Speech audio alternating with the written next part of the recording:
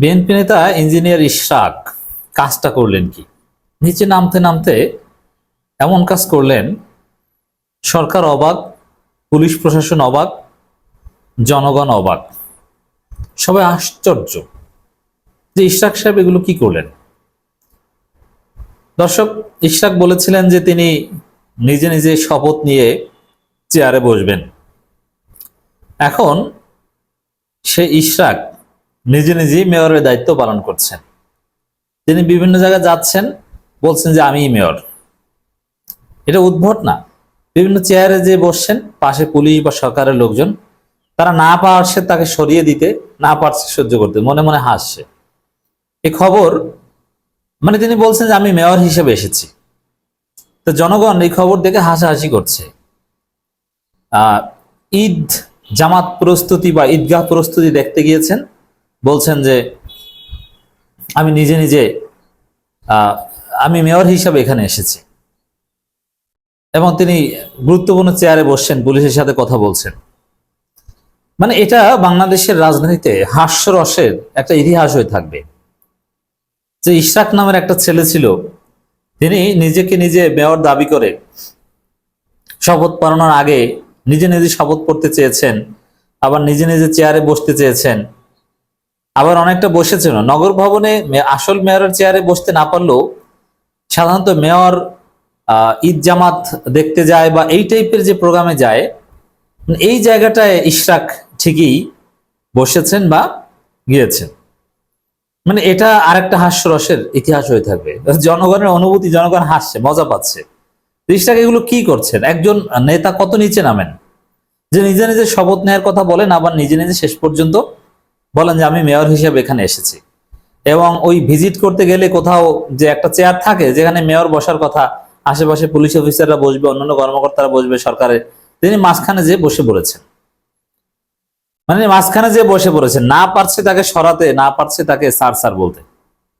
মানে কি একটা অবস্থা! রাজনীতিকে ইশরাক সাহেবরা কোথায় নিয়ে গিয়েছেন। এবং এই যে কোরবানির বর্জ্য ব্যবস্থাপনা বা এগুলো, তিনি মেয়র হিসাবে নাকি তিনি এগুলো করছেন। তিনি তার লোকজনকে যে এরা আমাদের কাউন্সিলরের মতো, আর আমি মেয়র, ঠিক আছে, আপনাদের কি দরকার এগুলো স্মরণ করেন, এগুলো আমি করছি। একদম হাস্যকর না? এই হাস্যকর কাজ ইশরাক করছেন। গণমাধ্যমে খবর ভাইরাল হয়েছে ঈদের আগের দিন রাতে, আমি এখানে মেয়র হিসেবে এসেছি, ইশরাক হোসেন। তো মেয়র হিসেবে এসে অনেকগুলো সামনে ক্যামেরা নিয়ে কথা বলছেন, আশেপাশে পুলিশ টুলিশ, একটা ভাব। মানে শপথ তো নিতে পারবেন না, আসল প্রকৃত মেয়র না হতে পারলেও খেলনা মেয়র তিনি হয়ে গিয়েছেন।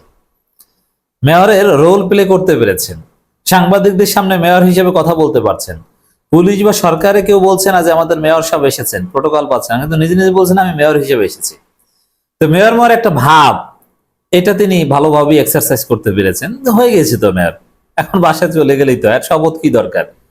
মেয়র এসেছেন, মেয়র হিসেবে কথা বলেছেন, ঈদগাহ ভিজিট করেছেন, আবার বর্জ্য ব্যবস্থাপনারও নির্দেশনা দিয়েছেন, শেষ হয়ে গিয়েছে তো।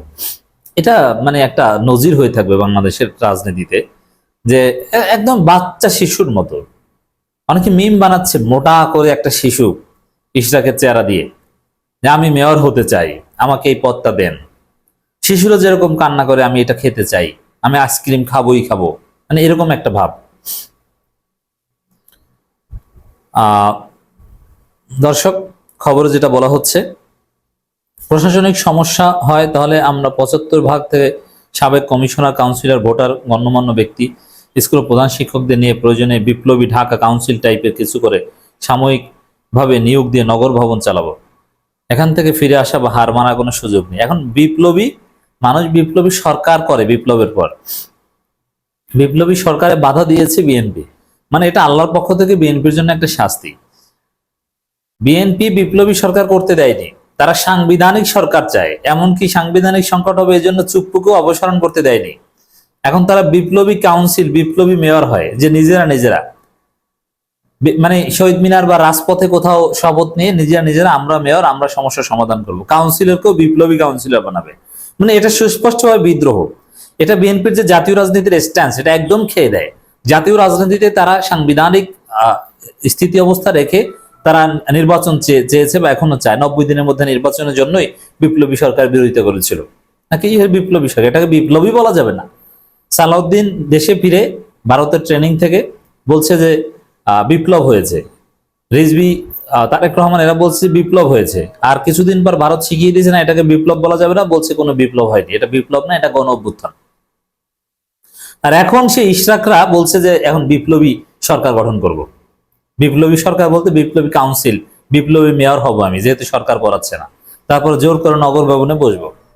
এটা বিদ্রোহী, এটা বিপ্লব। বিপ্লব মানে বিদ্রোহ, বিপ্লব মানে সবকিছু উল্টে পাল্টে দেয়, একদম 360 ডিগ্রি উল্টে দেয়া। ইশরাক এটা এটা করতে চাচ্ছেন। তাহলে চিন্তা করেন, এরা জাতীয় রাজনীতিতে বিপ্লবী বিরোধিতা করে, এখন নিজেদের প্রয়োজনে এখন বিপ্লবী কাউন্সিল গঠন করে। কোথায় নেমেছে এদের দৌড়, কত দূর, এদের চিন্তা চেতনা কোন জায়গায়? আপনি চিন্তা করেছেন এই ইশরাকরা দেশকে, বিএনপিকে কোথায় নিয়ে যাচ্ছে? শিশুসুলভ আচরণ, যে নগর ভবন চালাবো মানে বিপ্লবী নগর ভবন চালাবে। ঠিক আছে, করুক, এটা যদি করে তাহলে সমর্থন করব, তাহলে আমরা বলতে পারবো যে আমরা এখন জাতীয়ভাবে বিপ্লবী সরকার চাই। কারণ এই সরকার মধ্যে ওই যে মিড এপ্রিলে বা এপ্রিলের শুরুতে নির্বাচন, অমুক তুমি, এগুলো ফাও কথা। কিসের নির্বাচন এপ্রিলের শুরুতে? আমরা বিপ্লবী সরকার চাই। বিপ্লবী সরকার গঠন করে হাসিনার সংবিধান লাথি মেরে সব ফেলে দিয়ে উলট পালট করে একদম নতুন ভাবে দেশ সাজাতে হবে, পরিচালনা করতে হবে, বিপ্লবী সরকার গঠন করতে হবে। ঠিক আছে, সেই বিপ্লবী সরকারের একটা অংশ হিসেবে বা শুরু করুক ইশরাক, বিপ্লবী কাউন্সিল বা বিপ্লবী মেয়র হিসেবে তিনি শুরু করুক। তাহলে আছে সরকার তাকে শপথ পড়াবে, এটা আমি মানি না। কারণ কারচুপি করে রায় নিয়েছে, সিস্টেম করে, প্রতারণা করে, আর 5 আগস্টের পর আরজি সংশোধন করেছে পাওয়ার অফ অ্যাটর্নি না দিয়ে ভুয়া একজনকে সাজিয়ে। মানে ওইভাবে ইশরাক মেয়র হিসেবে দায়িত্ব নেবে, এটা আমরা চাই না, কারণ ওটা প্রতারণা। আর হাসিনা নির্বাচন তো অবৈধ, সেই নির্বাচন আমরা মানি না। সেই নির্বাচনের সুফল ভোগ করার জন্য তো আবার মেয়াদ শেষ হওয়ার পর নূনবী আমলের সেই ঘটনা এখন সামনে এনে মেয়র হতে চান, এগুলো আমরা মানি না। তবে কি মানি? বিপ্লবী মেয়র মানি। ইশরাক বিপ্লবী মেয়র হোক, মানি, করুক। তাহলে সব জল্পনা কল্পনা হিসাব নিকাশ পাল্টে দিয়ে আপনি বিপ্লবী মেয়র হন।